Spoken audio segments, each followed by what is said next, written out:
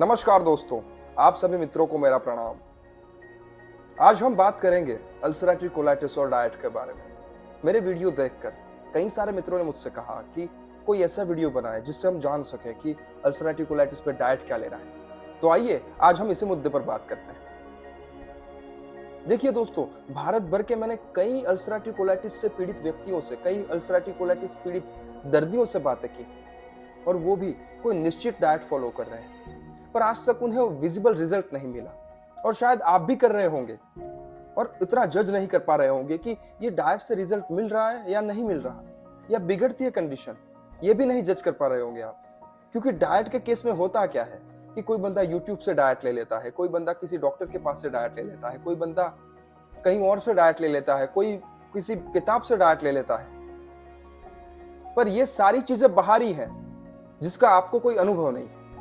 जैसे कि आप अभी अल्सरेटिव कोलाइटिस बीमारी से पीड़ित है और मैं आपको एक डाइट प्लान बनाकर देता हूं और इसके अंदर लिखता हूं कि सुबह और दोपहर को नारियल के पानी का सेवन करें, तो आप क्या करेंगे? वो नारियल के पानी का सेवन करना शुरू करेंगे। हालांकि वो नारियल के पानी पीने से आपकी कंडीशन खराब होगी, तब भी आप एक बिलीव बनाए रखेंगे कि नहीं, किसी ने कहा है ये ठीक हो ही जाएगा।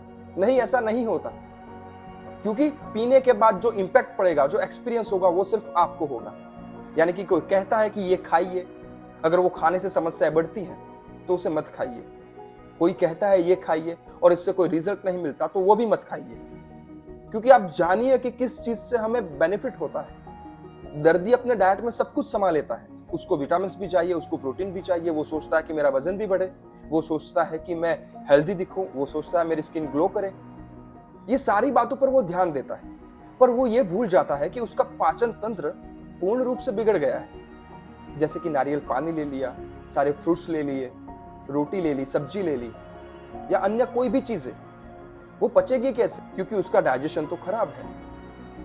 अगर मैं गोल्ड प्लेटेड काजू कतरी भी खा लेता हूं पर मेरी डाइजेशन सिस्टम उसको पचाने में समर्थ नहीं है, तो उसका फायदा क्या होगा? अगर मैं महंगे से महंगे फ्रूट और ड्राई फ्रूट्स भी खा लेता हूं पर मेरी डाइट सिस्टम उसे पचाने में समर्थ नहीं है, तो उसका होगा क्या? सिर्फ 1 या 2 मिनट का स्वाद मुझे मिलेगा, मेरे बॉडी में उसका विघटन तो नहीं होगा, यानी कि उसके कोई तत्व मेरे शरीर में तो नहीं आएंगे और वो वैसे का ही वैसा स्टूल के साथ बाहर आ जाएगा और समस्याएं बढ़ेंगी, क्योंकि वो डाइजेस्ट नहीं होगा। इसकी वजह से इधर म्यूकस, पस और ब्लड भी बढ़ेगा। तो कुल मिलाकर किसी भी व्यक्ति के द्वारा दिए गए डाइट पर इतना कॉन्फिडेंट ना रखें। वो सही भी हो सकता है, वो गलत भी हो सकता है, क्योंकि वो एक्सपीरियंस आप करने वाले हैं।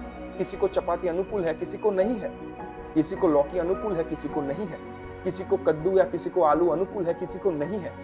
तो वो आप पर निर्भर करता है कि आपको लेना क्या है। सबसे पहले किसी फिक्स डाइट को अपने दिमाग में मत बिठा लें कि मुझे यही फॉलो करना है, अगर मैं नहीं करूंगा तो समस्या बढ़ जाएगी। नहीं, ये तो तनाव हुआ, ये डिप्रेशन हुआ। इससे हमें ऊपर उठना है। और डाइट कोई ऐसी चीज नहीं है कि कोई लिख कर दे देता है, कि कोई बोल कर दे देता है, कि कोई कह देता है या किसी किताब से पढ़ लेता है। डाइट एक ऐसी चीज है कि व्यक्ति का शरीर जिस अवस्था में होता है उस अवस्था के मुताबिक उसे आहार लेना चाहिए, या उस अवस्था के मुताबिक उसे लेने वाला आहार। अगर आप अल्सरेटिव कोलाइटिस से पीड़ित है तो अल्सरेटिव कोलाइटिस में जो आहार आपको अनुकूल है वही लेना है, यानी कि पथ्य आहार लेना है। पर नहीं, यहाँ तो डाइट माने कि कुछ बड़ी चीज है।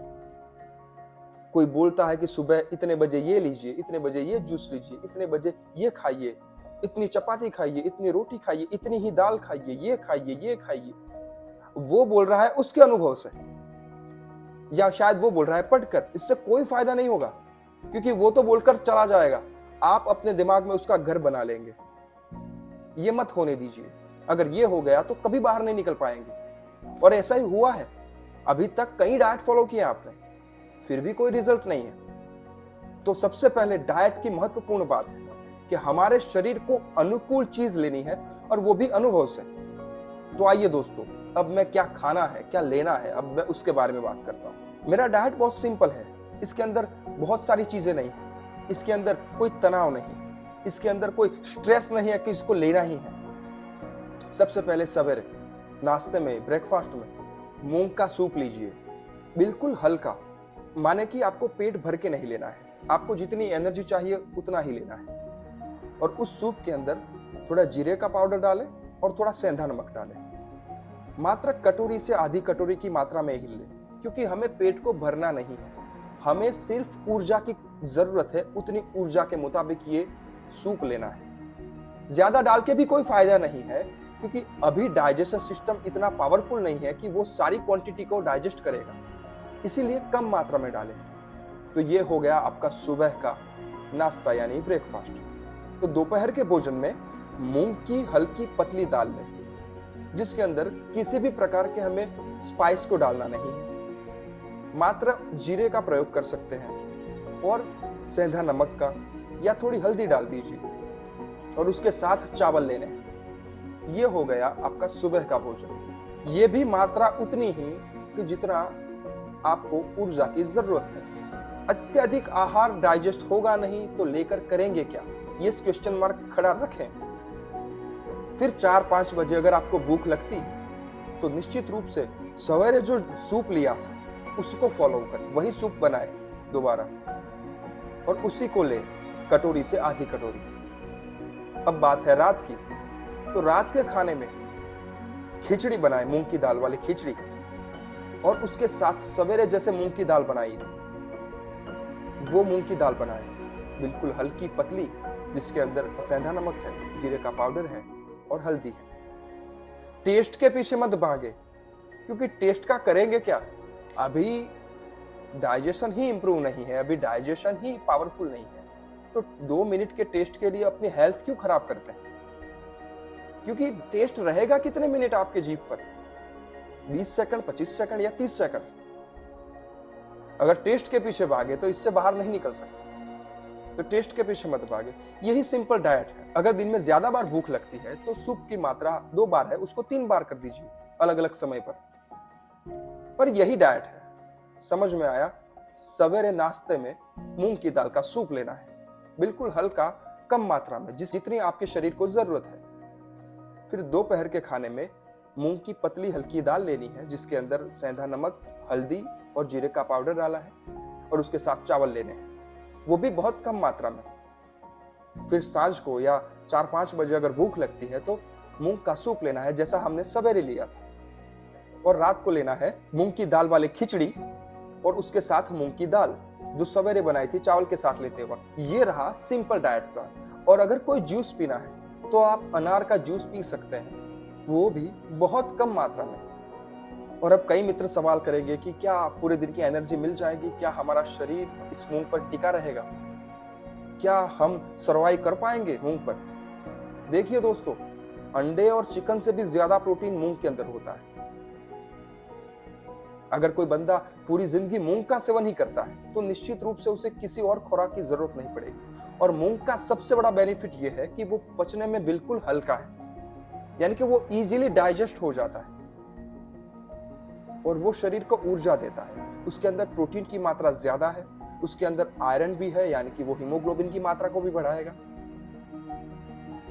और रही बात चावल की, चावल के अंदर कार्बोहाइड्रेट्स है जो शरीर के ग्लाइकोजन टैंक को भरे रखेंगे, यानी कि शरीर भी ऊर्जावान रहेगा।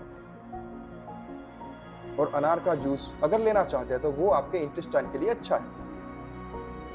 अगर नहीं मिलता तो कोई चिंता नहीं, इस डाइट को 1 वीक तक फॉलो करें, और उस फॉलो करने के बाद आप जज कर पाएंगे कि आप में कितना इंप्रूवमेंट है, आपके डाइजेशन सिस्टम में कितना इंप्रूवमेंट है, आप में कितनी एनर्जी बनी रहती है, इस डाइट की वजह से आपके माइंडसेट में कितना बदलाव आया है।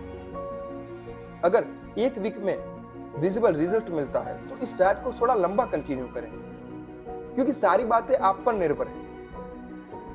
और रही बात मूंग की दाल की और ये डाइट की, तो ये डाइट मैंने जितनों के साथ शेयर किया है वो सभी मित्रों को लाभ हुआ है, तो आप भी पहले अनुभव करें।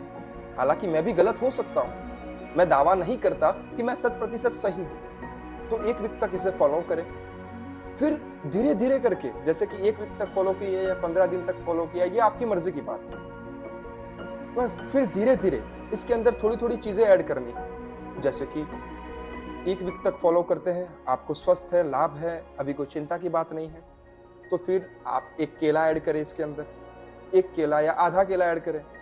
1 वीक तक आधे केले के साथ काम चलाएं। अगर आधे केले से कोई समस्या नहीं होती तो पूरा केला ऐड करें दूसरे वीक पर।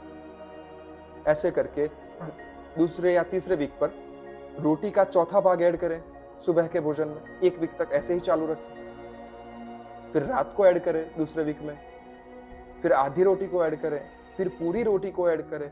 ऐसे करके आप चूज करें, क्योंकि फिर आप जज कर पाएंगे ना कि मैंने आधी रोटी खाई, इससे ये समस्या खड़ी हुई, तो आप रोटी को बंद कर सकते हैं।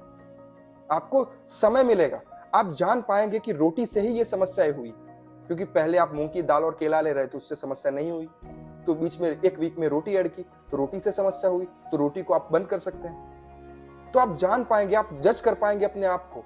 तो ये बहुत बेनिफिट वाली बात है कि आपको पता चलेगा कि आप क्या खा सकते हैं और क्या नहीं खा सकते। ऐसे करके थोड़ी थोड़ी करके सारी चीजों को ऐड करनी है हमें। तो ये है बिल्कुल सिंपल और बेसिक डाइट, जिसके अंदर कोई तनाव नहीं है, जिसके अंदर कोई डिप्रेशन नहीं है, जिसके अंदर फॉलो करने या ना करने की कोई बात नहीं है। पर मूल बात यही है कि किसी भी चीज का तनाव नहीं लेना है। अगर मूंग की दाल नहीं मिलती या मूंग की दाल आप नहीं खा सकते या आपको नहीं पसंद है, तो उस बारे में भी तनाव ना लें, क्योंकि तनाव ही इसको ट्रिगर करता है, अल्सरेटिव कोलाइटिस को। तो सबसे पहले मन से स्वस्थ रहें, तन से स्वस्थ रहें, और इस रोग पर आसानी से विजय प्राप्त की जा सकती है। बहुत ज्यादा सोचने की बात तो है ही नहीं, क्योंकि मैं बाहर निकला हूं, आज स्वस्थ हूं, मस्त हूं। 47 kg वेट था मेरा जब अल्सरेटिव कोलाइटिस में था तब, और आज है 84 kg। ना मैंने ऐसा कोई सप्लीमेंट लिया है वेट गेन करने के लिए, बस यही चीजें मैं करता रहा, क्योंकि मुझे पता चल गया था कि मुझे अब खाना क्या है, क्योंकि मैं जज कर सकता था ना। अभी आप कर क्या रहे हैं? अभी कोई निश्चित रूप से डाइट फॉलो कर रहे हैं, आप इसमें चूज ही नहीं कर पाते कि कौन सी चीज से समस्या होती है, कौन सी चीज अच्छी रहती है। तो ऐसा मत करिए, ये आपकी कंडीशन को बिगाड़ेगा तो नहीं, पर ठीक भी नहीं करेगा। और हमें एक इंप्रूवमेंट चाहिए, हमें ग्राफ ऊपर बढ़ाना है, ना कि स्टेबल रखना है। तो चिंता मुक्त हो जाए और कल से शुरू करें इस डाइट को। हालांकि इसे डाइट भी नहीं कह सकते, इसे तो ऐसा कहा जा सकता है कि आपके शरीर की अभी ये अवस्था है तो इसके अनुकूल ये भोजन है। मुझे तो 100% पता है कि इससे आपको जरूर कोई ना कोई विजिबल रिजल्ट मिलेगा ही मिलेगा। और अगर मिलता है तो इस वीडियो के कमेंट में जरूर बताएं, ताकि लोगों को भी पता चले। और सबसे महत्वपूर्ण बात, तनाव मुक्त स्ट्रेस फ्री लाइफ जिए, अन्यथा तनाव रहेगा तो डाइट और दवाई कोई भी काम नहीं करेगा, क्योंकि ये अल्सरेटिव कोलाइटिस का जो मूल स्थान है, उद्भव स्थान है, वो मन है, डिप्रेशन है, स्ट्रेस है, तनाव है। तो इस सब से बाहर निकले, ध्यान करें, मस्त रहें, लोगों के साथ प्रेम बांटें, जीवन को जाने, मरने की चिंता ना करें कि मेरा क्या होगा, मेरा क्या होगा। आप कल मर जाएंगे, मैं परसों मर जाऊंगा, समय की मात्रा का फर्क रहेगा, मरना तो सबको है। तो ऐसे मर मर के ना जिए, बिल्कुल जिंदा दिल होकर जिए, स्वस्थ रहें, सबके साथ घुले मिले, प्रेम बांटें, और यही जीवन का मूल उद्देश्य है। और दोस्तों, अगर ये वीडियो पसंद आया है तो इस वीडियो को लाइक करें, कमेंट करें, आपका प्रतिभाव दे, प्रतिसाद दे कि आपको कैसा लगा, और वीडियो को शेयर करें ऐसे पीड़ित लोगों के साथ कि जो इस बीमारी से बाहर आना चाहते हैं। और अभी तक आपने चैनल को सब्सक्राइब नहीं किया तो सब्सक्राइब करें, ताकि प्रत्येक नए वीडियो के नोटिफिकेशन आपको मिलेंगे सबसे पहले। और अंत में, आप सभी के भीतर विराजमान परम पिता अनंत ऊर्जावान परमात्मा को मेरा प्रणाम स्वीकार करें।